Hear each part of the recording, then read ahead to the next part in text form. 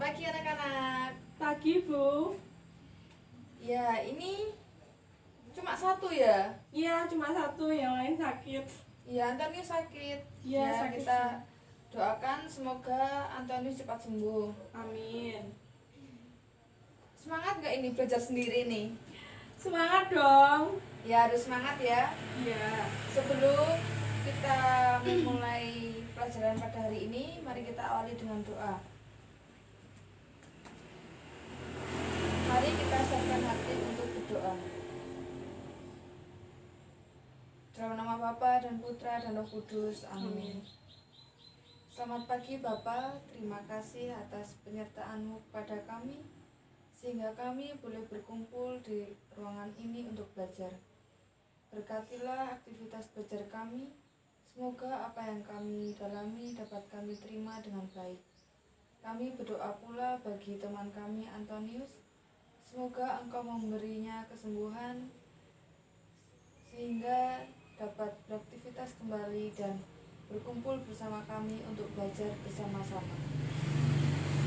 Semua doa ini kami aturkan kepada-Mu dengan pengantaran Kristus Tuhan kami.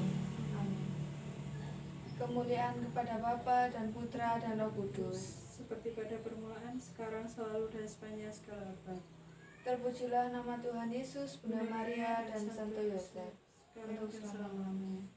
dalam nama Bapa dan Putra dan Roh Kudus. Amin. Amin.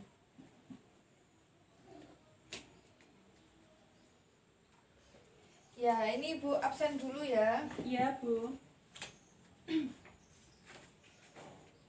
Jadi Antoniusnya sakit. Ini cuma Yerika aja ya. Iya. Kita ini udah minoritas, satu kelas cuma Cuma dua dua orang, orang. yang satunya sakit. Ya nggak apa-apa ya. Ya, apa-apa. Tetap bersyukur, Bu. Ya harus bersyukur, tetap semangat dalam belajar. Yerika, tolong bukunya LKS dikeluarkan. Iya, Bu. Kita sekarang pada bab 5. Nah, kita siapkan bab 5 yang poin A tentang membangun bangsa dan negara yang dikehendaki Tuhan. Sudah dibuka Yerika? Sudah, Bu. Ya, sebelumnya sudah sarapan belum? Belum, Bu. Sama, saya juga belum sarapan, tapi harus semangat ya. Iya. Apa masih ngantuk? Enggak kok. Tapi untuk memulai pelajaran hari ini, Ibu ingin mengajak biar kita konsentrasi. Ikutin Ibu ya. Iya, Bu. Jadi, tahu nggak gerakan yang untuk konsentrasi itu? Kita Oh, menggunakan iya. jempol dan kelingking. Coba diikutin biar kita bisa konsentrasi. Jadi, tangan kanan jempol, tangan kiri kelingking, terus berpindah. Susah, Bu. Ya, makanya kita harus konsentrasi. Pelan-pelan Oke. aja dulu. Pelan-pelan. Astaga. Ya, gini, pelan-pelan. Jadi kalau kita bisa fokus, ngarahinnya benar, ya diharapkan kita waktu belajar juga bisa fokus. Sudah bisa? Susah banget, Bu. Kalau susah, coba 2 sama nunjuk. Oke. Lalu berganti. Nah, kalau itu akan Ya, bisa. ini bisa, Bu. Ya, harus konsentrasi. Sudah bisa konsentrasi? Sudah. Ya, baik. Sebelumnya di sini tuh Ibu akan menceritakan sebuah kasus tentang perbudakan buruh di Tangerang. Di Tangerang itu ada sebuah pabrik tentang pabrik apa itu? Yerika tahu? Nggak tahu, Bu. Ya, di Tangerang itu ada sebuah pabrik panci aluminium. Di situ ada beberapa buruh. Ternyata bosnya itu memperlakukan mereka itu seperti budak, bukan seperti layaknya karyawan. Jadi mereka itu mendapat penganiayaan, lalu kayak kerja paksa gitu. Terus ya mereka tidak mendapatkan hak sebagai seorang karyawan. Lalu berita ini tuh bisa bocor karena 2 buruh lainnya itu bisa kabur dan melaporkan tindakan bosnya itu. Akhirnya pihak polisi itu menggerebek pabrik itu dan membawa si bosnya dan istrinya untuk dimintai keterangan. Setelah dilakukan penggerebekan itu, ternyata itu banyak buruh yang sedang bekerja dan ada yang disekap. Itu dalam kondisi memprihatinkan lah. Jadi pakaiannya udah kumel, kotor, kayak nggak pernah mandi, nggak pernah ganti baju. Ternyata memang benar itu ya kurang lebih 3 bulanan itu nggak mandi, nggak ganti baju. Akhirnya terlihat seperti orang yang kurang terawat gitu. Nah akhirnya setelah 2 buruhnya itu kabur lalu melapor, akhirnya itu bisa ketangkap. Nah lalu ibu mempunyai pertanyaan.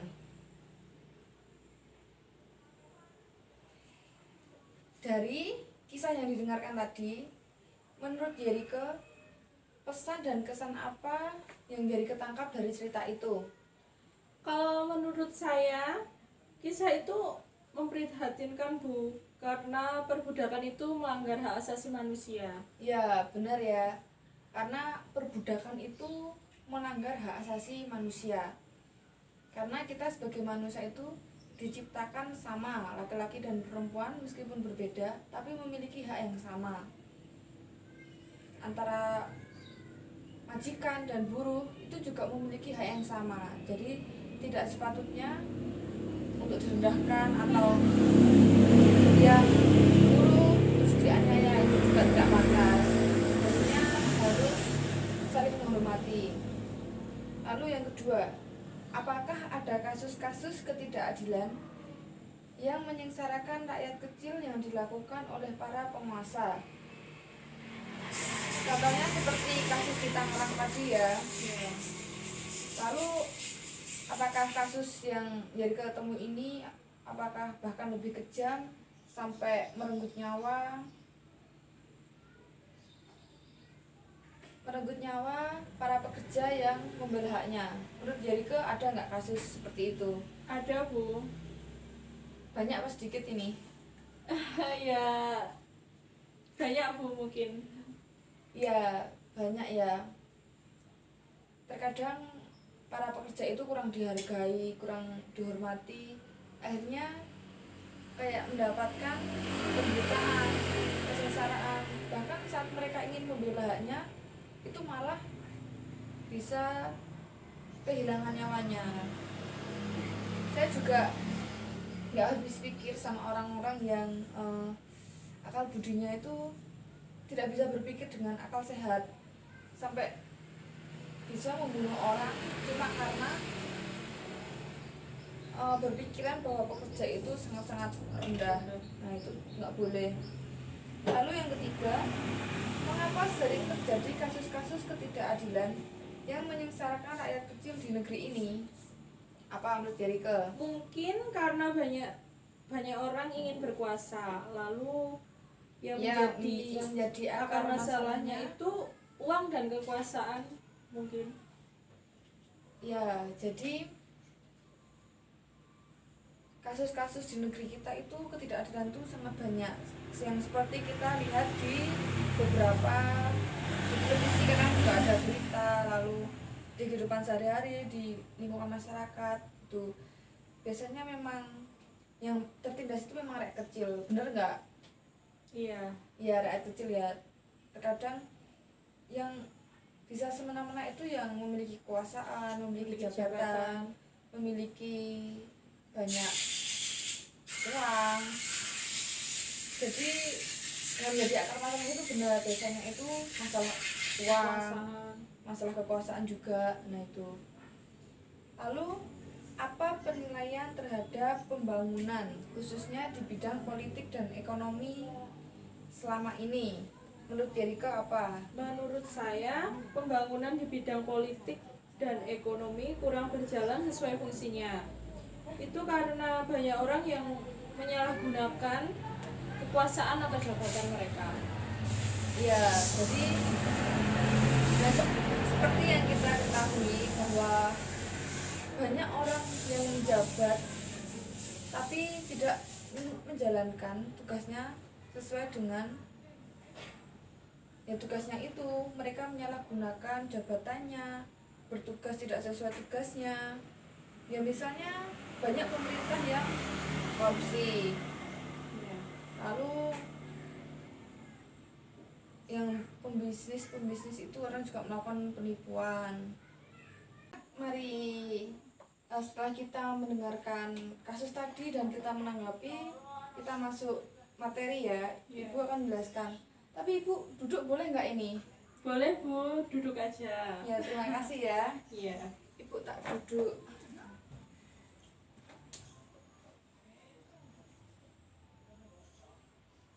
Ya sama disimak ya LKS-nya. Iya.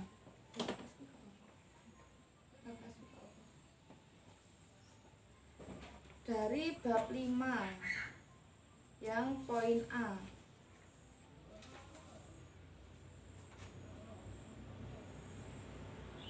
Tentang apa? Jerica?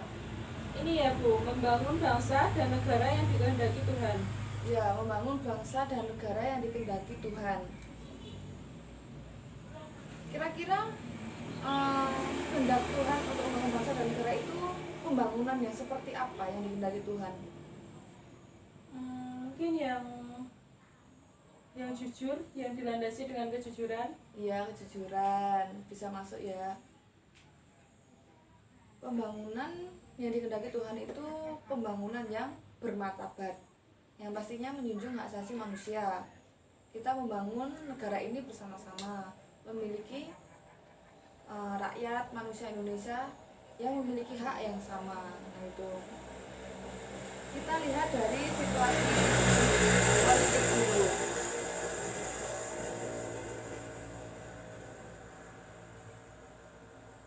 Kalau Jerica melihat politik di Indonesia ini tadi penilaiannya itu kurang menjalankan sesuai fungsinya ya. Iya. Ya itu bisa kita lihat Indonesia ini kan memakai sistem demokrasi. Artinya Ya itu keputusan ada di tangan rakyat. rakyat ya itu artinya dari rakyat, oleh rakyat dan untuk rakyat. Tapi sekarang kira-kira banyak orang yang menilai dari rakyat dari, oleh dan untuk penguasa ya. Iya. Biasanya banyak orang yang menilai seperti itu. Dulu memang untuk rakyat, tapi dengan situasi politik sekarang itu banyak orang yang menganggap sistem demokrasi itu bukan lagi untuk rakyat, melainkan untuk penguasa. Padahal kita bangsa Indonesia ini sudah mengalami masa reformasi. Diharapkan itu bisa memberi perubahan. Ya misalnya dengan adanya kebebasan berpendapat, lalu bersama-sama menjunjung hak asasi manusia, bukan malah merendahkan atau menindas.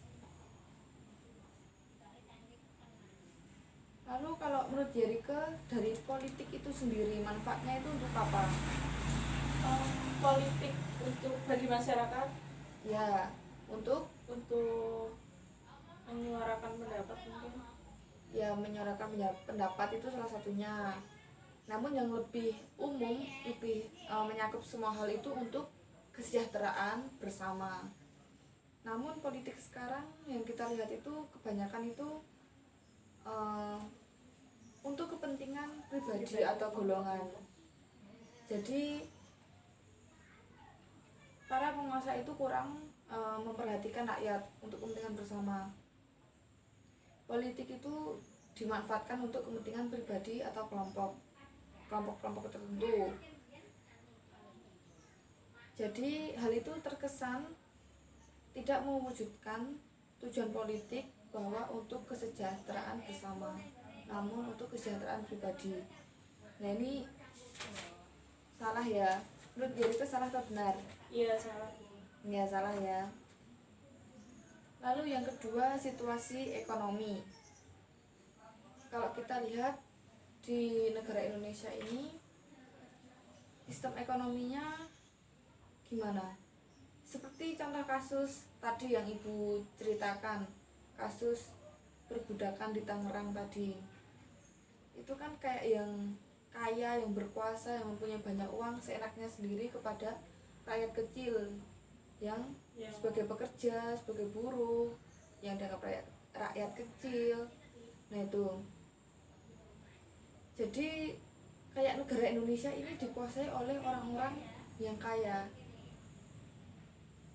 Kadang ada kasus di berita, ada penggusuran rumah-rumah warga untuk pembangunan Gedung. iya, untuk bisnis, nah dan lain-lain. Itu kan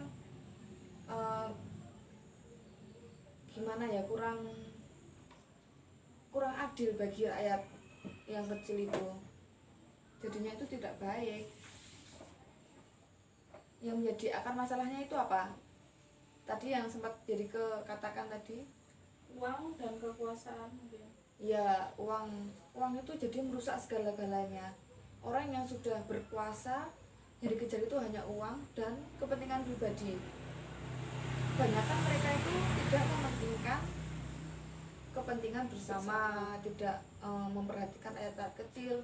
Seharusnya sebagai seseorang yang di atas, mempunyai kemampuan lebih, ya sebagai pembangunan yang bermartabat yang dikehendaki Allah itu ya harus bisa membantu rakyat yang kecil. Jadi diangkat, ayo sama-sama membangun bangsa ini gitu.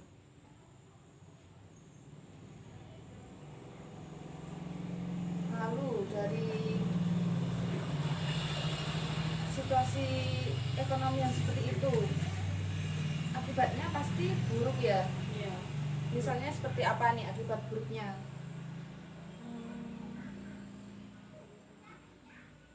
Apa, Bu? Ya misalnya kalau orang diperbudak pastinya ya tambah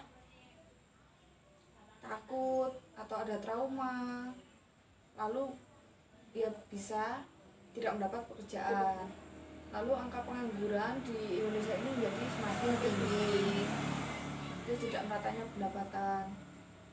Jadi yang rakyat kecil semakin sengsara, yang rakyat besar yang punya banyak uang semakin berkuasa. ya semakin berkuasa, semakin menyejahterakan dirinya sendiri. Nah itu. Lalu akar masalah dari situasi politik dan ekonomi itu ada iman hanya sebatas pengetahuan. Di dalam Alkitab kita mempercayai Tuhan Yesus. Ya benar ya Elok ya. Ya. Kita beriman kepada Tuhan Yesus. Namun iman tanpa perbuatan adalah iman yang mati. Ya, di dalam kitab suci ada. Di situ dikatakan iman tanpa perbuatan adalah iman yang mati, yang kosong. Jadi kalau orang hanya beragama saja tidak beriman, yaitu banyak ya. Cuma KTP aja, cuma identitas agama ini. Cuma kadang mereka itu tidak melaksanakan iman itu dengan perbuatan, tetapi malah bertindak yang melanggar ajaran-ajaran agama maupun ajaran aturan di pemerintah. Lalu akan masalah yang kedua, ambisius akan kekuasaan dan harta kekayaan. Nah, ambisius akan kekuasaan dan harta kekayaan ini seperti yang tadi katakan, banyak orang yang hanya mengejar uang, kekuasaan, jabatan, hingga tidak memperhatikan kepentingan bersama, terus tidak memperhatikan rakyat yang kecil juga. Mereka menganggap bahwa uang itu paling penting, biasanya selalu diunggul-unggulkan ya. Jadi manusia itu kurang menghargai hidupnya itu secara apa adanya, malah mengagung-agungkan uang. Lalu akan masalah yang ketiga, nafsu untuk mengejar kepentingan pribadi, kelompok atau golongan. Ya seperti tadi ya, hanya kelompok-kelompok tertentu atau untuk pribadi, mereka hanya mementingkan golongan itu sendiri, tidak mementingkan bersama. ya kepentingan bersama. Padahal pembangunan bangsa dan negara, artinya di situ banyak rakyat yang di dalamnya. Jadi ya kalau membangun ya bersama-sama membangun, tidak hanya mementingkan kepentingan pribadi. Lalu yang terakhir, akar masalahnya apa? Menghalalkan segala cara untuk mencapai tujuan. Ya benar. Banyak orang yang hanya mengejar uang, yang berambisius tinggi akan kekuasaan jabatan. Terkadang dia menghalalkan segala cara untuk mencapai apa yang dia inginkan itu. Bahkan dari cara-cara tersebut tidak memikirkan orang lain. Bisa jadi itu membawa penderitaan besar bagi orang lain, tetapi orang yang sudah berpikir ambisiusnya tinggi terkadang tidak memperhatikan hal itu. Nah ini yang salah ya. Lalu Yerika mau bawa kitab suci enggak? Bawa Bu. Ya, kita dalami materi hari ini dari kitab suci ya. Ya. Kita buka dari Injil Lukas bab 4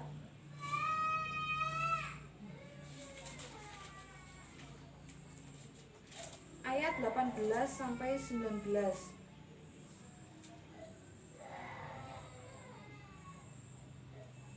Kita baca bersama-sama ya, Yerika. Ya. Roh Tuhan ada padaku, oleh sebab Ia telah mengurapi aku untuk menyampaikan kabar baik kepada orang-orang miskin, dan Ia telah mengutus aku untuk memberitakan pembebasan kepada orang-orang tawanan dan penglihatan bagi orang-orang buta, untuk membebaskan orang-orang yang tertindas, untuk memberitakan tahun rahmat Tuhan telah datang. Ya, kita simpan dulu ayat ini, lalu kita lanjutkan lagi. Masih sama dengan Injil Lukas bab 13 ayat 32.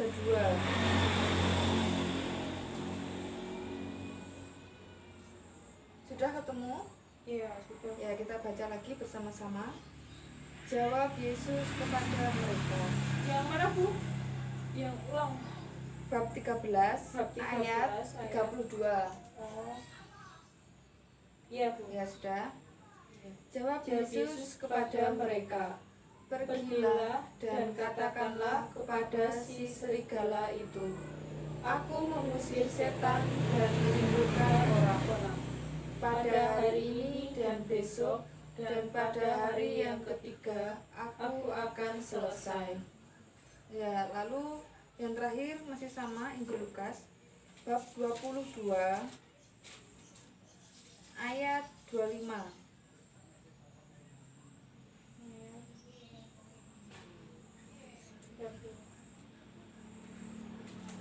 Sudah ketemu? Bab berapa, Bu?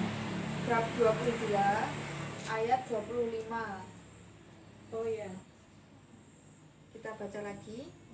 Yesus berkata kepada mereka, raja-raja bangsa-bangsa memerintah rakyat mereka, dan orang-orang yang menjalankan kuasa atas mereka disebut pelindung-pelindung. Ya, lalu kita langsung dalami lagi dari Injil Matius bab 11 ayat 8. Injil Matius bab 11 ayat 8. Sudah ketemu? Iya, sudah. Kita baca lagi.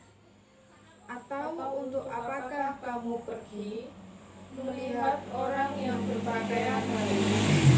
Orang yang berpakaian halus itu tempatnya di istana raja. Lalu bab 23 ayat 14.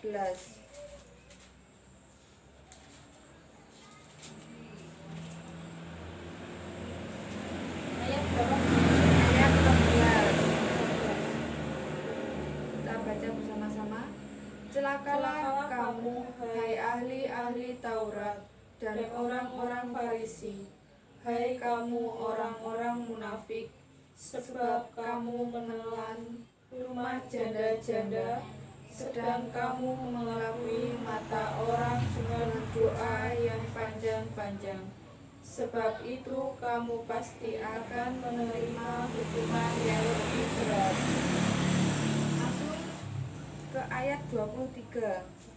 Masih sama ya babnya, bab 23 ayat 23.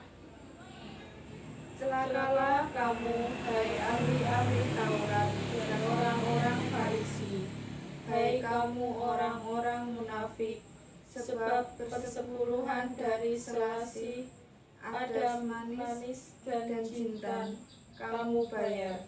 Tetapi yang terpenting dalam hukum Taurat kamu abaikan, yaitu keadilan dan belas kasihan dan kesetiaan. Yang satu harus dilakukan dan yang lain jangan diabaikan. Ya, setelah kita mendalami dengan ayat dari kitab suci ini, Yeriko bisa melihat ya tindakan Yesus itu seperti apa.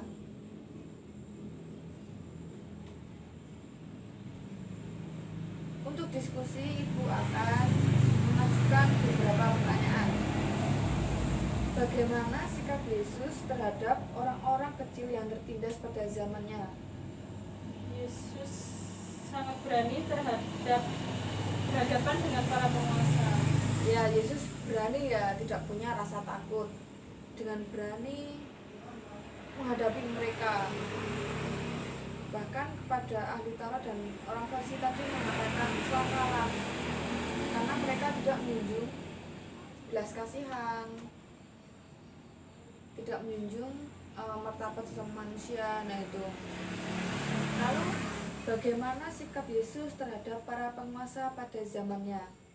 Ya seperti yang Ibu katakan barusan ya, yaitu jadi kita sebagai murid Tuhan itu dapat meneladani Tuhan Yesus. Jangan takut terhadap penguasa selagi kita benar. Kenapa kalau kita benar harus takut? Tapi kita melawan bukan berarti tidak sopan. Kita tetap menggunakan etika yang baik. Namun jangan takut untuk membela kebenaran. Ya. Lalu, apa pandanganmu sebagai seorang Katolik menghadapi krisis politik dan krisis ekonomi di Indonesia saat ini? Apa pandangan Yeriko? Kayak tadi yang Yeriko katakan, para penguasa itu kurang menjalankan sesuai fungsinya. Iya. Itu menurut Ibu ya juga memang benar. Jadi para orang-orang yang terlibat di politik, yang memiliki ekonominya tinggi itu kurang menggunakan apa yang mereka miliki itu dengan baik.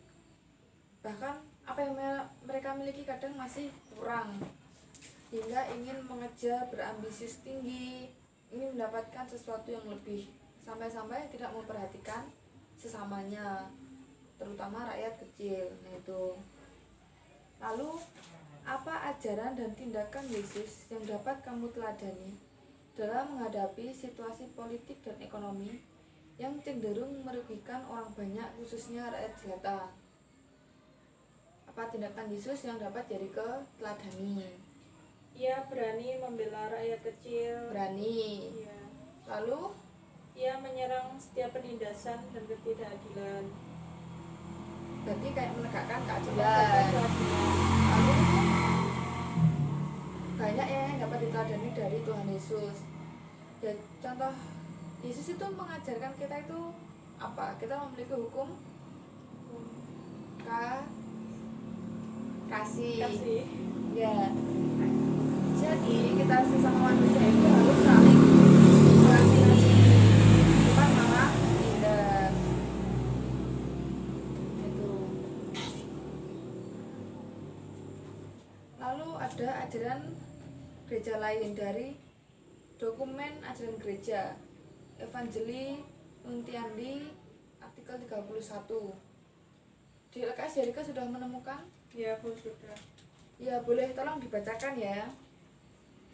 Antara pewartaan Injil dan kemajuan manusiawi, perkembangan dan pembebasan memang terdapat ikatan yang mendalam. Termasuk di situ ikatan pada tingkat antropologi. Sebab manusia yang harus menerima pewartaan bukan sesuatu yang abstrak, melainkan terkena oleh masalah persoalan sosial dan ekonomi. Termasuklah ikatan pada tingkat teologis, sebab rencana penciptaan tidak terceraikan dari rencana penebusan. Rencana kedua itu menyangkut berbagai situasi sangat konkret, ketidakadilan yang harus diperangi dan keadilan yang harus dipulihkan, termasuk ikatan pada Injil, yaitu ikatan cipta kasih. Menurut kenyataan, orang tidak dapat mewartakan perintah baru tanpa mendukung keadilan dan perdamaian. Mustahil seorang dapat menerima pewartaan Injil jika dia tidak mau tahu tentang persoalan-persoalan yang sekarang ini begitu banyak diperdebatkan, seperti keadilan, pembebasan, perdamaian di dunia. Andai kata itu terjadi, dapat dikatakan bahwa orang itu melupakan pelajaran yang diterima dari Injil tentang cinta kasih terhadap sesama yang sedang menderita dan serba kekurangan. Ya, sudah. Sudah, Bu. Ya, terima kasih ya.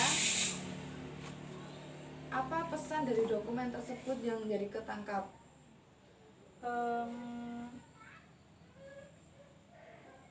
Mungkin gereja harus hadir untuk mewartakan kerajaan Allah di tengah dunia yang penuh dengan persoalan. Ya, gereja itu apa sih atau siapa sih? Gereja itu ya ada dua arti. Gereja bangunan, berbentuk bangunan, dan gereja. Kita ini adalah gereja. Jadi kita memang diutus Tuhan Yesus untuk mewartakan Injil kepada sesama di tengah-tengah masyarakat. Contoh kecilnya ya tentang kasih. Jadi kita dapat membantu sesama, menolong sesama, lalu menjunjung martabat manusia. Contoh kecil, apabila kita takut untuk menolong sesama, setidaknya kita jangan merendahkan atau mengucilkan. Nah ini, jadi kita sanggup nggak mewartakan Injil Tuhan pada sesama? Sanggup. Ya, sanggup, puji Tuhan. Ya, tadi setelah mendalami dengan kitab suci, ajaran gereja, lalu tindakan Yesus. Nah, Yesus ini juga memberi banyak teladan kepada kita. Contohnya, Yesus menghargai persembahan janda miskin. Lalu Yesus bergaul dengan orang-orang berdosa. Terus banyak tindakan Yesus yang menyembuhkan orang sakit. Itu kan juga membantu mereka. Itu salah satu contoh menghargai, menjunjung martabat sesama manusia. Lalu usaha apa sih yang bisa digunakan untuk membangun bangsa dan negara yang sesuai dengan kehendak Allah? Apa? 1. Hormat terhadap Sesama martabat manusia. manusia. Nah itu tadi kita sudah banyak bicara tentang martabat. Jadi hormat terhadap martabat manusia. Martabat manusia itu yang harus dijunjung tinggi, yang harus dihargai, bukan direndahkan. Lalu yang kedua, kebebasan. ya kebebasan. Bukan berarti bebas melakukan segala sesuatu, bahkan yang buruk itu tidak. Misalnya ya bebas berpendapat, ya bebas berpendapat, bebas mengembangkan diri, kemampuan. Lalu ya bebas untuk membela hak Hak. dan kewajiban masing-masing. Lalu yang ketiga Itu keadilan. keadilan. Jadi semua orang itu harus adil, baik pemerintah, baik pengusaha atau majikan. Lalu ya guru juga, orang tua, semua orang itu seharusnya bertindak adil pada rakyat, pada sesama pekerjanya, pada anak-anaknya dan murid-muridnya itu harus adil supaya tercipta kesejahteraan. Lalu yang keempat solidaritas. Ya, setiap orang itu harus solid, tidak mementingkan kepentingan sendiri. Jadi semua itu sama-sama diperjuangkan, bersama-sama dilakukan bersama. Ya, pembangunan ini ya seharusnya dilakukan bersama-sama untuk kesejahteraan bersama pula. Lalu yang kelima subsidiaritas. Ya, subsidiaritas itu ya misalnya orang yang memiliki kemampuan lebih, lalu kelompok yang mempunyai uang lah istilahnya, kayak mempunyai sesuatu materi yang lebih, itu bisa membantu orang yang kekurangan, yang memiliki keterbatasan itu. Lalu yang keenam sikap jujur dan tulus, ikhlas. Ya, jadi jujur itu dibutuhkan. Kalau misalnya pemerintah jujur, rakyat pasti juga tidak akan curiga, juga akan tetap mendukung. Karena sebenarnya pemerintah itu kan juga dipilih dari rakyat ya. Yeah. Jadi demokrasi itu ya dari rakyat, oleh rakyat, dan untuk rakyat, bukan penguasa. Tetapi situasi sekarang ini berbalik. Jadi perlu dibutuhkan sikap yang jujur. Lalu yang ketujuh demokrasi. Ya, demokrasi tadi artinya sudah tadi ya. Yeah. Jadi semua itu untuk kesejahteraan bersama. Rakyat itu yang memiliki banyak suara, padahal rakyat yang memilih pemerintah atau orang untuk memimpin kita, untuk membangun bangsa dan negara sesuai dengan cita-cita. Jadi bangsa yang terbangun ini untuk kesejahteraan bersama, bukan hanya kelompok-kelompok tertentu. Lalu yang kedelapan tanggung jawab. Ya, tanggung jawab. Jadi orang yang memiliki jabatan atau kekuasaan, dan semua orang pasti mempunyai tugas, hak dan kewajiban, itu harus dilaksanakan dengan penuh tanggung jawab. Jadi dengan adanya demokrasi, tanggung jawab, sikap jujur, lalu apalagi tadi keadilan, solidaritas, subsidiaritas, itu dapat membangun bangsa dan negara yang sesuai dengan kehendak Tuhan. Ya, Tuhan.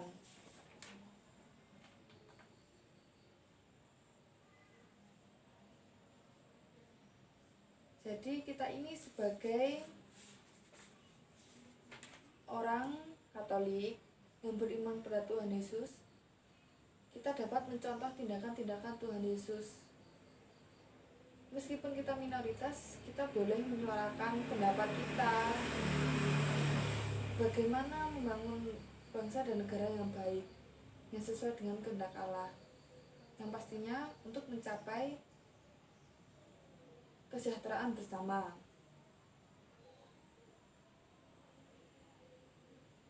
Lalu sekali lagi ada pendalaman ya dengan pertanyaan. Untuk memperjuangkan masyarakat yang adil dan damai sejahtera sesuai dengan kehendak Tuhan, hal-hal pokok atau prinsip-prinsip mana yang perlu diperhatikan? Seperti prinsip tadi yang disebutkan.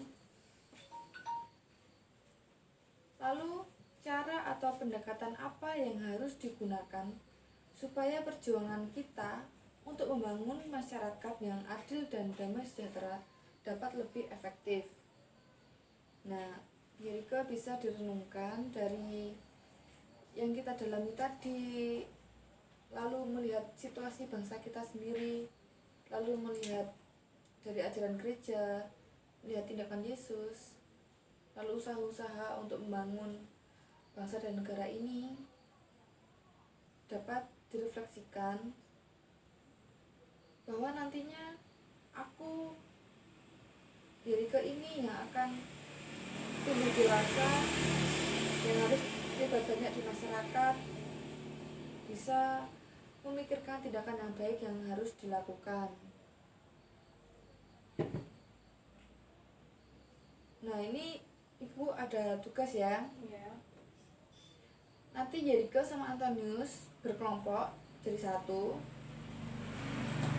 membuat rencana aksi di sekolah dengan memilih salah satu prinsip yang tadi, misalnya tentang keadilan, solidaritas, tanggung jawab dan sebagainya tadi. Itu membuat aksi di lingkungan sekolah, nanti direncanakan aksinya apa, ditulis dan dilaksanakan bersama. Lalu tugas kelompok yang kedua itu mengunjungi salah satu tokoh agama. Jadi nanti meminta masukan atau pendapat bagaimana pandangan tokoh agama itu dalam pembangunan bangsa Indonesia yang sesuai dengan ajaran agama Katolik. Misalnya ketua lingkungan atau ada asisten imam di tempat Yerike. Kalau mungkin di stasi Yerike ada guru agama yang mengajar di SD atau di SMP, bisa ditanyakan. Nah, itu dikerjakan kelompok. Lalu yang tugas pribadi itu membuat aksi. Tadi yang aksi di sekolah itu untuk aksi bersama dengan Antonius. Lalu yang aksi pribadi itu di lingkungan rumah, di RT atau di RW. Misalnya kalau ada kerja bakti ya ikut terlibat. Lalu kalau ada gotong royong, lalu mau mengadakan bakti sosial, Yerike terlibat nggak di Karang Taruna? Iya, Bu. Ya, puji Tuhan, harus terlibat aktif ya.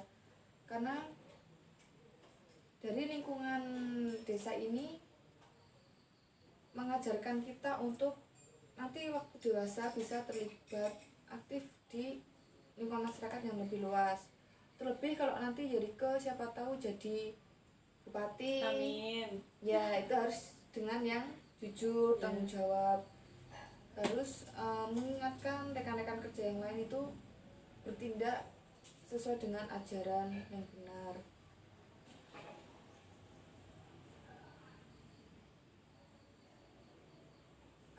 Apa Yerike ada yang ditanyakan?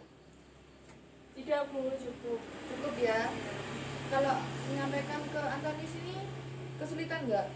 Enggak, Bu, bisa nanti saya sampaikan.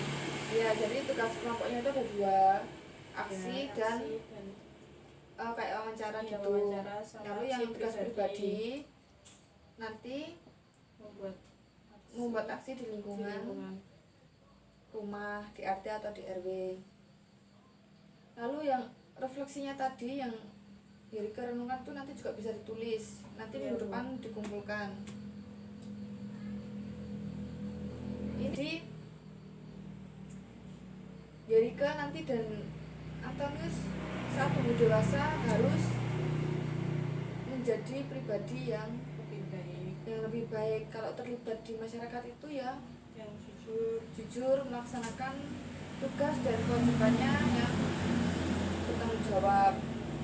Jadi kalau belajar yang semangat, ya, nggak boleh malas-malasan. ya, Karena kalian ini termasuk generasi penerus bangsa. Jadi kalau sejak dini anak-anak sudah bersikap baik, memiliki tindakan yang baik, saat dewasa akan terlatih juga melakukan tindakan yang baik. Jadi kalau mau meneruskan pembangunan bangsa dan negara itu yang diharapkan sesuai dengan kehendak Allah. Sanggup nggak ini Yerike nih? sanggup, Bu. Ya, puji Tuhan kalau sanggup.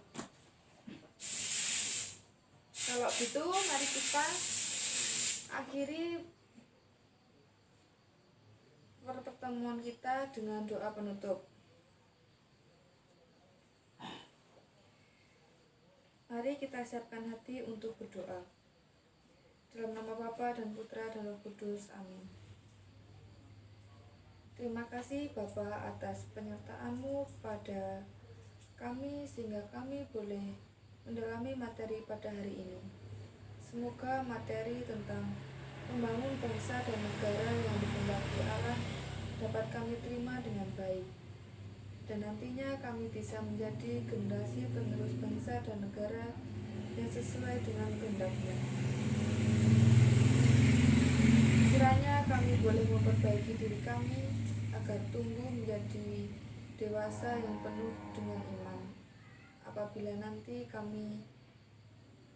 Engkau percaya untuk memegang suatu jabatan tertentu, semoga kami bisa melaksanakannya dengan penuh tanggung jawab, sehingga tujuan untuk membangun bangsa dan negara yang sesuai dengan kehendak Tuhan dapat tercapai, dan dengan pembangunan negara tersebut dapat menyejahterakan semua rakyat Indonesia. Semua doa ini kami haturkan kepadamu dengan pengantaran Kristus Tuhan kami. Amin. Dalam nama Bapa dan Putra dan Roh Kudus. Amin.